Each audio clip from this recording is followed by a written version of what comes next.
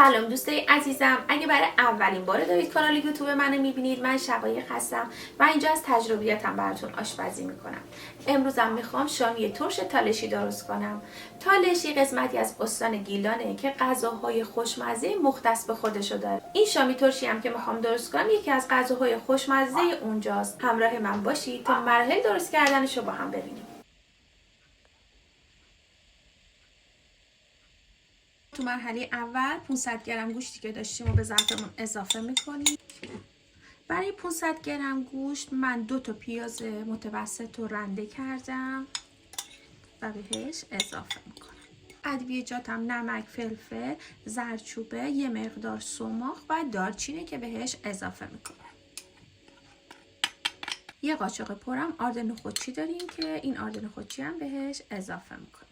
ما باید از سبزی معطر استفاده کنیم که من از سبزی جعفری استفاده میکنم. تقریبا 2 قاشق پر از این جعفری خورد شده بهش اضافه کردم. همینطور یه قاشق پر رو به انار بهش اضافه میکنیم. فرق این شامی ترش تالشی اینه که ما به این شامیامون رب اضافه میکنیم و این ترشیشو از همین ربی که بهش زدیم میگیره. همینطور آب نارنجی که من بعداً تو سسش میخوام اضافه کنم. خب زمانی که تمام مواد رو بهش اضافه کردیم شروع میکنیم به ورز دادن این گوشتمون. یه 5 تا 10 دقیقه خوب این گوشت رو ورز بدید. خب دوستای عزیزم، همینطور که میبینید من داخل این گوشت تخم مرغ نزدم، آب پیازم نگرفتم. همون آرد نخودچی کمک میکنه تا گوشت ما حسابی ترد و این به این شکل منسجم بشه. خب من الان خوب اینو ورز دادم. زمانی که گوشت به این شکل به چربی دادم میفته یعنی کافیه و آماده است. من الان اینو میذارم داخل یخچال و اجازه میدم 1 ساعت تا نیم ساعت بمونه تا زمانی که دارم سرخش میکنم بهتون نشون میدم.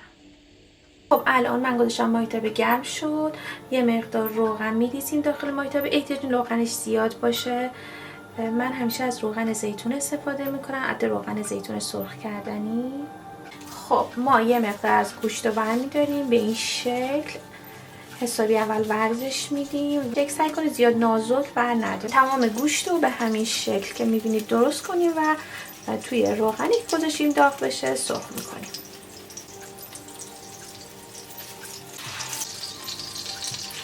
یه نکته خیلی مهم که برای درست کردن شامی میخوام بهتون بگم اینه که ببینید الان گوشت خودش رو جمع کرده و من میتونم یه دونه دیگه از این شامیایی که اینجا آماده کردم بذارم کنار این مایتابمون، ولی من این کار نمیکنم چون این کار باعث میشه که روغن بیشتری خودش بگیره و احتیاج داشته که ما از دوباره بهش روغن اضافه کنیم، چون همونطور که میبینید خود گوشت روغن پس میده.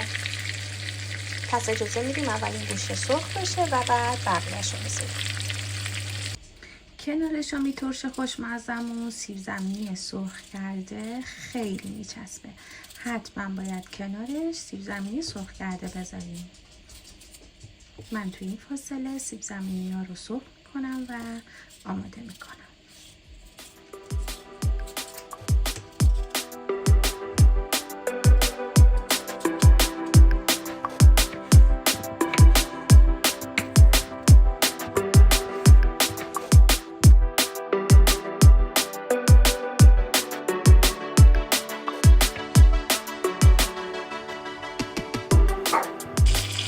من سری دوم شامی رو گذاشتم دقیقا با همون روغنی که سری اول سرخ کرده بودم.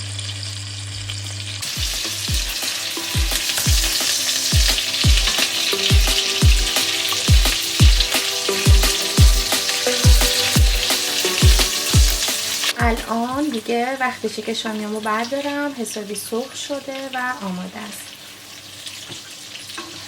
و الان زمانشه که من اون سس مخصوص این شامی رو درست کنم. برای درست کردن اون سس خوشمزه من 1 قاشق از اون مایه شامیمون رو میذارم داخل تاوه و سرخش میکنم. چون میتونید مقدار بیشتری بریزید ولی 1 قاشقش هم کافیه.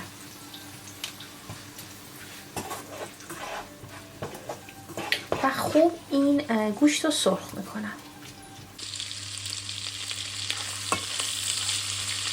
زمانی که مایه گوشتیمون سرخ شد 2 تا قاشق رو به گوجه بهش اضافه میکنم و خوب تفتش میدم.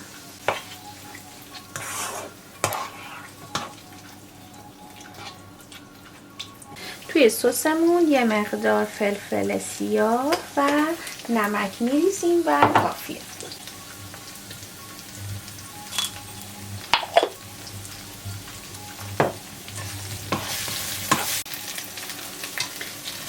خب الان تقریبا آماده است. بهش یه لیوان آب اضافه میکنیم و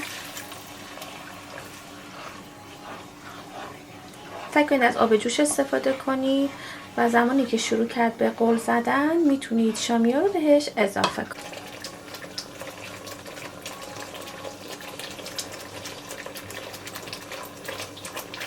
آب نارنجی که داشتیم به سسمون اضافه میکنیم. میتونید به جای آب نارنج از آب لیمو هم استفاده کنید، ولی آب نارنج خیلی خوشمزه‌اش میکنه. و من الان درشو میذارم و اجازه میدم نیم ساعت با حرارت پایین بپزه تا حسابی مغز پخت بشه.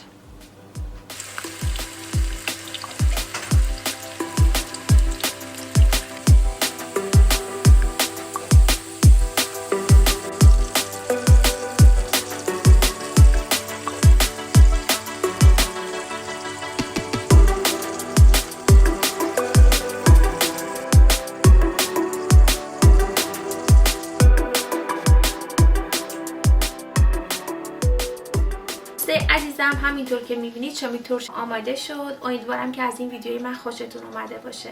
اگه ویدیومو دوست داشتید لطفا کانال منو سابسکرایب کنید، ویدیومو لایک کنید و از من حمایت کنید تا بتونم ویدیوهای بیشتری براتون درست کنم. مرسی که تا آخر این ویدیو همراه من بودید.